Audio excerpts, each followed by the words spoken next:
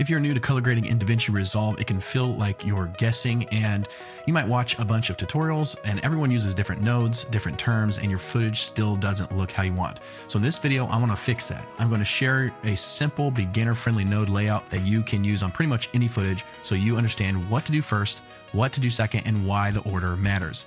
And then in the second half, I will show you the actual power grade I use on my own projects, including my Trinity LUT, which is modeled after the film look of Oppenheimer. You'll see how it turns flat footage into a really cinematic image in basically a few clicks, and also how you can grab it for your own projects if you would like. All right, let me walk you through the basic node layout that I have here on the page. And so I'm in the color page. I have my clip selected. This clip is a Canon C-Log2 clip. And usually if you're, filmmaking or using one of the DSLRs or mirrorless cameras nowadays, they shoot in a log picture profile, which just means it's going to have a lot more exposure and color information in the file, and you can edit with that later. If you don't use those log profiles, then I'll show you a couple of steps that you won't need to do because it'll shoot in Rec 709 already, and you won't need to do this. But let's start with this log profile here of this panda, and over here is my simple node setup. And the first thing I'm going to talk about is this node here at the top, and I've labeled this CST W or DW, and so that is the color space transform to DaVinci wide gamut. So I'm going to open up the effects panel so you can see what I'm doing here. And the reason I have this is because I'm converting the Canon log picture profile footage to the DaVinci wide gamut profile. So here's the key. If you're shooting in log, you need to edit the, white balance, exposure, contrast. Those primary adjustments need to be edited on a log or, for instance, a DaVinci wide gamut picture profile. The reason is because if you wait and you do those edits after it's already converted to Rec 709, then it's really you're not getting the benefit of shooting log. You're just making those adjustments on something that's already converted to a much smaller color space, which is Rec 709, and that's a standard, broadcast color space. So you want to edit either in log, or I convert it to DaVinci wide gamut because it has a lot more color, information and exposure information to deal with, and it doesn't crush a lot of stuff. So you have a lot more fine detail, and then we'll convert it to Rec 709 later. So I have this set up. The input color space is from my camera and what gamma I'm using. And then I switch this or, have it transform to DaVinci wide gamut. And then I set the output gamma to DaVinci intermediate. And so that's the first node. It gets it to a place where, it's in that color space. Then on this node here, which is the fifth one in this setup, I convert it to Rec 709. So in here, I will, put the input color space to what I set it with this other CST node. And then I will transform it to Rec 709, Rec 709A, because I'm on an Apple computer, Apple display. It displays a little bit differently, the color information. So I do that so I can see what it's actually going to, display when it exports. So with that, now you have, when those are both on, you have a Rec 709 image. So here is before the log footage, and here it's color space transformed into Rec 709. And so I have these two nodes doing that because over here, these three nodes are going to be edited in the DaVinci wide gamut color space. And then this node I'll show you is for like the look and kind of the style that you want to do after the fact. So you'll do the color adjustments, the primary adjustments in a wider color space, and then you'll do the stylized look after that when it's converted to Rec 709. All right, so basically what I do here, none of these have any adjustments on it. I have this broken out into white balance, exposure, and contrast. Typically in my own setups, I'll keep that all in one node, but for the sake of this beginner tutorial, I'm gonna have those separated into three different nodes so that we can see what they do individually. So white balance here, this is where I would come down, and in the color wheels, the primary color wheels tab right here, I would adjust the white balance to whatever I want it to be. So if it was shot in a certain white color temperature, I might know, and I can make adjustments. You can make it really warm or really cool. And so for now, I'm just going to add a little bit of cool to this. Obviously, this isn't going to be perfect white, so I don't need to make it really cool to try to get perfect white, but I'm just going to add a little bit of coolness into this for now.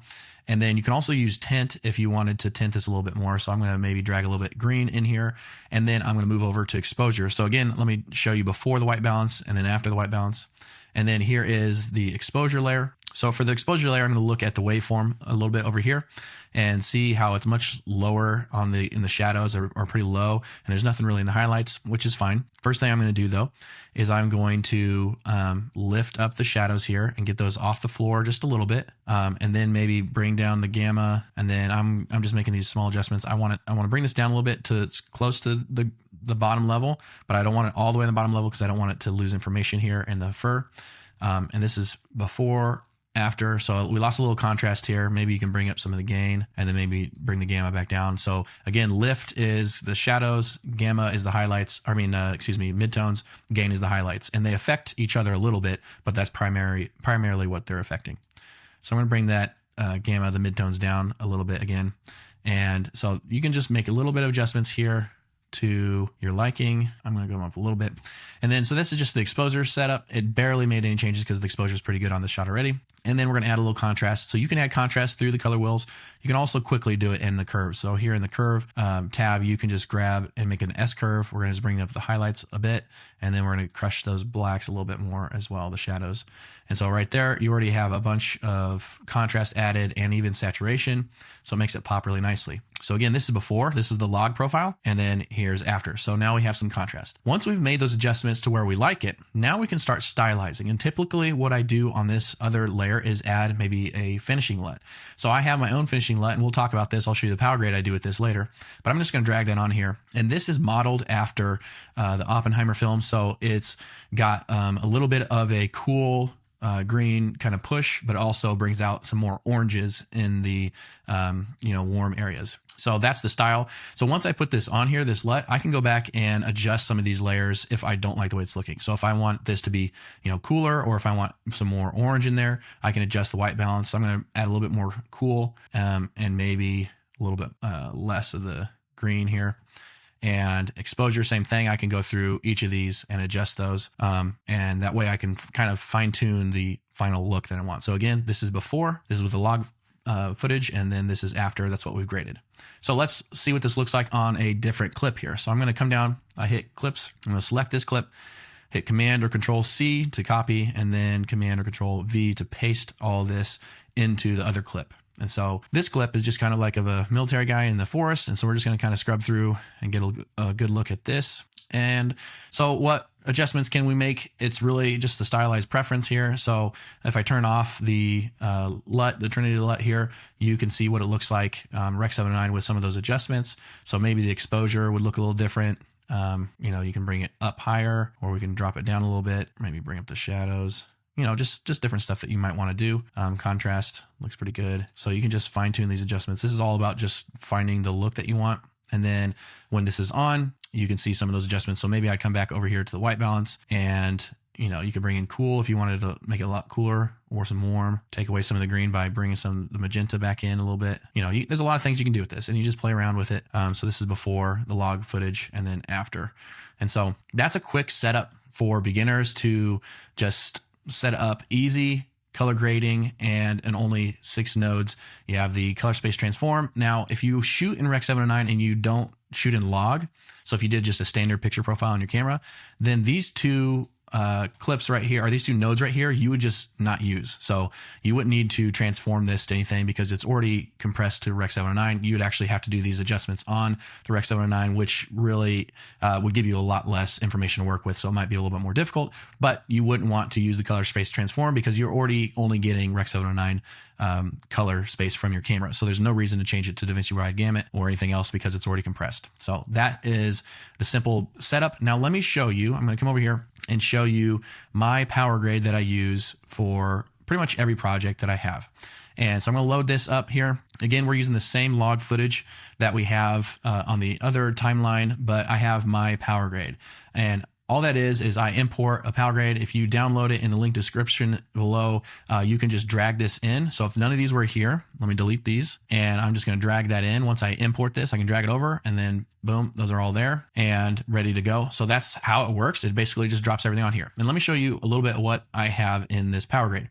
Again, I have the color space transform doing the same thing we did before, but I have all my pre-adjustments on one layer. So I'm not going to separate the white balance and curves and contrast into multiple layers. It's all going to be in one. Right now, by default, it has nothing because this is basically per clip. You're going to have to make those adjustments manually per clip.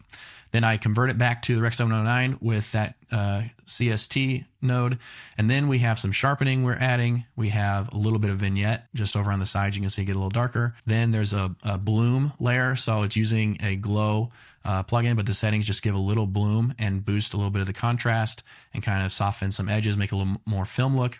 We have some film grain added, which is very fine. So you can adjust that on your own to your preferences. And then a final adjustment that just brings some of the color back to a neutral level with the finishing LUT, the Trinity LUT that I created on the end here. So in this, you might make a couple adjustments. Again, in the exposure to possibly boost up some of the dark areas because those are just kind of clipping on the bottom here. So we'll just kind of bring those up pretty high, but then we're going to drop the midtones down again using the gamma slider, lift it up again. We don't want those going off the edge, but we do want to have the contrast there.